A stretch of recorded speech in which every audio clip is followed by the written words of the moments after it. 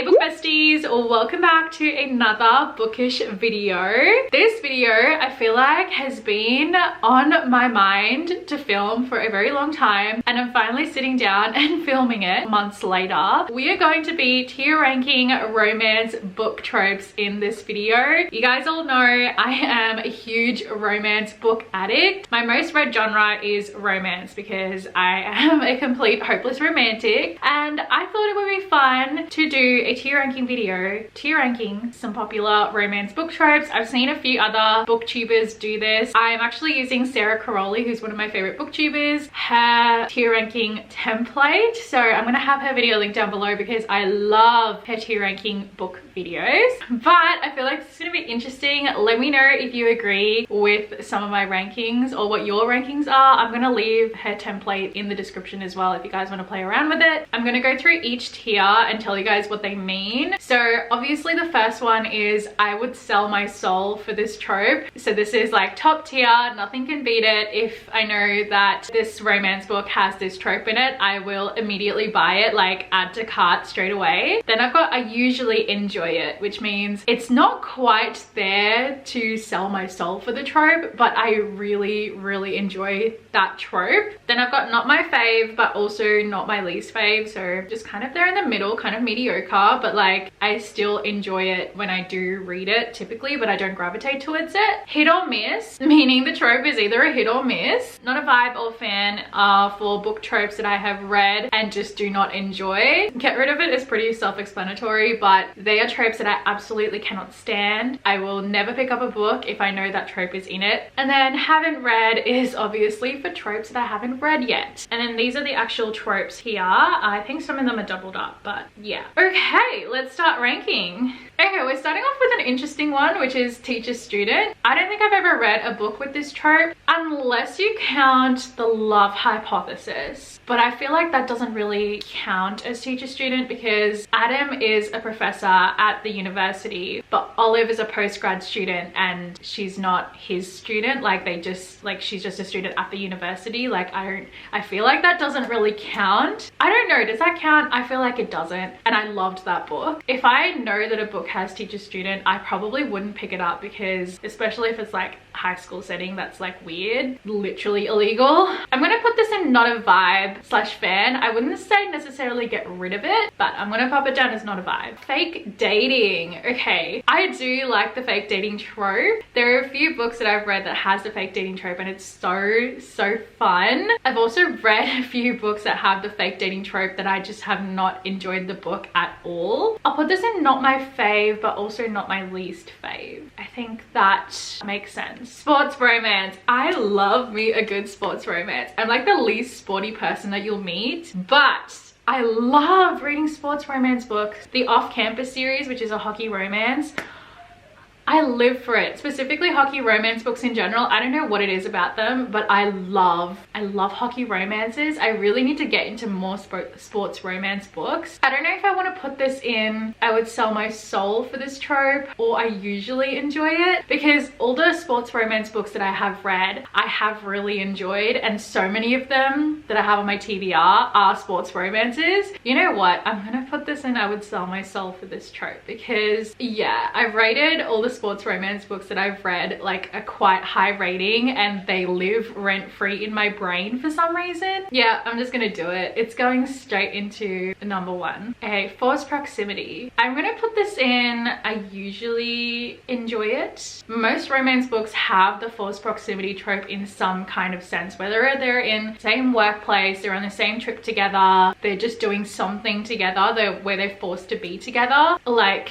I don't know, majority of romance books have the forced proximity trope, so I'm just gonna put it in I usually enjoy it because I do. Bad boy good girl. I'm gonna put this in hit or miss, hot take, but I feel like this trope is kind of overdone and it's either really cringy or really good. So I'm gonna put it in hit or miss. Mafia romance. I actually have not read a mafia romance yet. No, actually I did, but this was back when I was, I don't know, in my Wattpad days, and I would read like 5 Seconds of Summer mafia romance on Wattpad, but I feel like I don't really count that, and that was like from years ago, so I can't even remember that. so I'm gonna pop it down and haven't read, but I feel like I would enjoy it. I really want to read the Brutal Birthright series by Sophie Lark. That's a mafia romance series and I feel like I will really enjoy that. So I'm gonna put it in haven't read, but I feel like I will probably enjoy it. Let's hope anyway, once I actually eventually get to it. Okay, I already see my favorite trope in here, which is the next one, Grumpy Sunshine. You already know I would sell my soul for this trope. If I found out that a book has the Grumpy Sunshine trope, I will immediately add to cart, because I don't know what it is about the Grumpy Sunshine trope. It's like the grumpy guy, the sunshine girl, like he only really smiles around her, like he kind of, they like balance each other out really well. The grumpy grounds the sunshine is like the light of the grumpy's life. That trope is just so cute, but sometimes books go a little bit too far with the grumpy character. Like they're like mean, but they have to be like, you know, broody grumpy, that kind of type. Like I love the Grumpy Sunshine trope, and so many of my favorite romance books have this trope as well, and I love it. Bodyguard romance. I've only read one book with the bodyguard romance trope, and that was Twisted Games, and I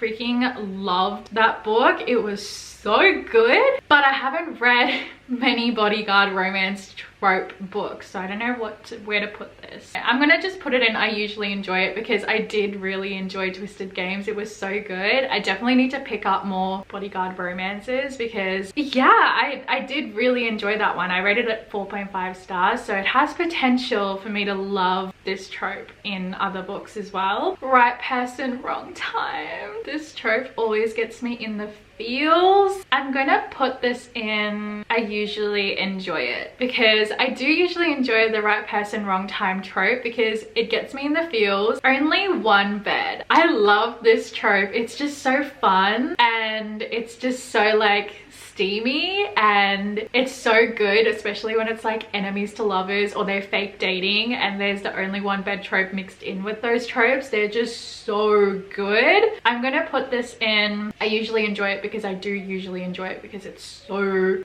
fun. I hate this trope. Love at first sight, get rid of it. It makes me cringe every single time. I have not read a single love at first sight romance book trope where I have been like, they are soulmates. They're so good together. I love them. I just know I love slow burn. So love at first sight just never works for me. I haven't read too many love triangle books, but I'm gonna put this in hit or miss. I don't mind love triangles in like fantasy and dystopian books where the love triangle is kind of like secondary. I don't mind that. I do like that. But if the sole focus is on the love triangle, then I kind of doesn't really work. So I'm gonna put it on hit or miss, because it really depends on the genre of the book. Single parent trope. Okay, I'm gonna put this in I usually enjoy it, because I don't know, it's just so cute. I haven't read too many books in this trope, but the books that I have read with the single parent trope, I have enjoyed, because I don't know, it's usually something really, really sweet. Friends to enemies to lovers. But there has to be a good reason for them to be like enemies. I'm gonna put this in I usually enjoy it. Yeah, let's go with that. Age gap. Okay. It depends on what the age gap is and like how young the youngest person in the relationship is, but I'm gonna put this in hit or miss. Like there have been some romance books that have the age gap trope in it, like Part of Your World, that has a reverse age gap, and I loved that book. But a book like Birthday Girl by Penelope Douglas, for example, like that age gap was kind of weird, but I don't mind an age gap. Accidental pregnancies, going straight into get rid of it. I hate this trope. When I pick up a book and I don't know that it has accidental pregnancy, and then I find out later on it has it, it gives me the biggest ick and makes me so mad that I want to DNF the book. I'm not a fan. Like, I am reading the book because I want the romance. I don't want there to be an accidental pregnancy, especially if it's like a college romance or something like that. I'm not a fan. I do not want the accidental pregnancy trope in there. No thank you, because that just gives me the biggest ick in books. Bully romance, I'm gonna put in not a vibe, because there are some bully romances that take it way too far, where I'm just like, I can't even ship these characters together. I don't mind it where it's kind of like that Grumpy Sunshine dynamic, but an actual bully romance is kind of like a no from me. That being said, I haven't really read too many bully romances to kind of comment on that, but I feel like it would not be a vibe. Brothers best friends. Okay, I'm actually gonna put this in I would sell my soul for this trope, because love brother's best friend, especially like when the brother is like overprotective and is like, they kind of have to like sneak around, and like especially when they've like, the brother's best friend has been childhood best friends with the brother, so like he's always known, you know, the sister, and like he's always had a crush on her. They've had a crush on each other, but like it's forbidden, and you know, there's like, it's just, the tension is always just chef's freaking kiss. It's always so good. So that's why I would put it in sell my soul for this trope, because it's always usually typically so good and so spicy, and like it's so good. Friends with benefits to lovers. I'm gonna say not my fave, but also not my least favorite either. Workplace romance. I haven't really read too many books with this trope, but it also goes in line with forced proximity. I think the only workplace romance trope that I've read is The Hating Game, and I did really enjoy that book, but I'm gonna put this in not my fave, but also not my least fave. Enemies to lovers. Okay, I used to say I would sell my soul for this trope because I loved enemies to lovers, but there has to be a good enough reason for them to be enemies. Some books have like enemies to lovers and they're like not even enemies, it's just like some kind of miscommunication or some stupid reason as to why they don't like each other. So I think I might actually just put it in I usually enjoy it. Enemies to lovers in fantasy books is so good. It's elite. Enemies to lovers in contemporary romance, kind of a miss a lot of the times. No, I'm just gonna put it in I usually enjoy it, because I do enjoy this trope. It's just sometimes it's frustrating when they're not proper enemies. Strangers to lovers. Is that kind of like love at first sight? I don't know. What? So they're like, just go from strangers to lovers? Okay, I'm just gonna put this in haven't read, because I haven't read a book where they go from strangers to lovers. Unless you count that as love at first sight, I don't know. Childhood friends to lovers. I'm putting this in I would sell my soul for this trope because it's so wholesome and adorable and sweet and realistic as well. Especially like when they, you know, they've literally like grown up with each other, they've been besties, and then, you know, they kind of go through all of these things together, and then they fall in love eventually, and they've been like childhood sweethearts. Oh, I love the concept of that because it's just so adorable. So I would definitely sell myself for that trope. Slow burn. I love a slow burn because the tension, the longing looks. Slow burn with enemies to lovers. I literally love. There are also some books that do slow burn so bad, but like when slow burn is done right, it hits so good. I'm gonna put this in I usually enjoy it. One of Us is Famous. I'm gonna put this in hit or miss because sometimes the One of Us is Famous trope feels sort of fan fiction, and like that's not necessarily a bad thing, but sometimes it has the potential to be bad or like very cringe. So yeah, and I haven't read too many books from that trope either.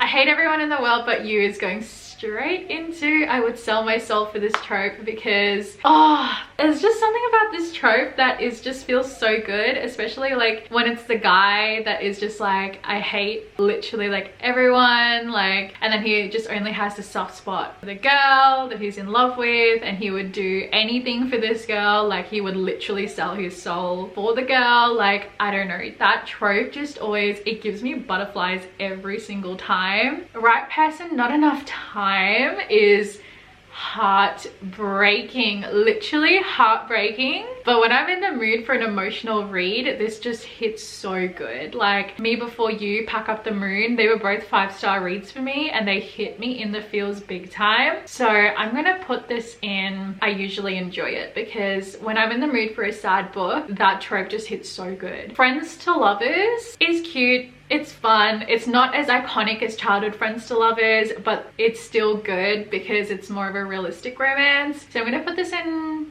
I usually enjoy it. Good Boy, Bad Girl. It's pretty similar to Bad Boy, Good Girl, so I'm gonna put this in hit or miss. I feel like a lot of them can be cringy, but if done right, I think it could be good. Insta Love, get rid of it. Not a fan. It's pretty similar to Love at First Sight. I don't know, Insta Love romances just don't hit for me. Billionaire romance though. Haven't read too many, but I would say, I'm gonna say not my fave, but also not my least fave because I haven't read too many books of this trope, but I feel like it's fun. It's a fun trope to read. We've got royalty. I'm gonna put this in not my fave, but also not my least fave as well. Secret relationship. This is a fun one because, you know, aspect of forbidden. I'm gonna put this in I usually enjoy it because it usually hits so good. Like, you know, the longing looks, the sneaking around, the fear and adrenaline of like getting caught, all of that. Oh, it's so good.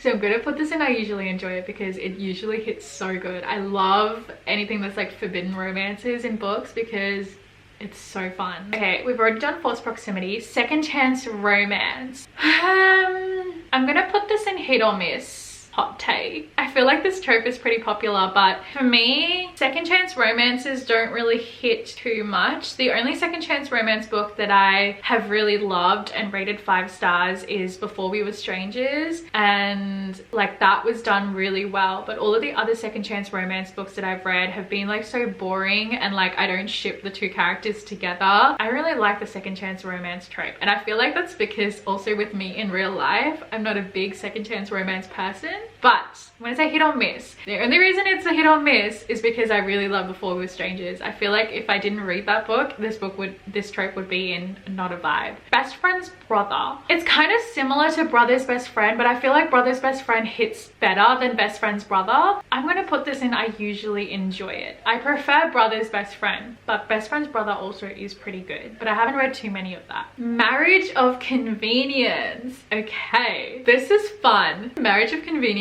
with like enemies to lovers is so good. Like, it's really good. I'm gonna put this in I usually enjoy it because it's usually like just so interesting. I don't really read too many books in this trope, but it's just such an interesting trope to me. And we're up to the last trope, which is stepbrother romance. We're ending off strong. We're going to put this one straight into get rid of it because no, that is just weird. I don't know. I would never pick up a book that has this trope because it's weird. Like, no, I don't no, that's definitely going into get rid of it because I don't think any book that I would read that has this trope would ever justify the stepbrother romance trope. It's just weird. So never happening. I will never read a book with this trope. Get rid of it.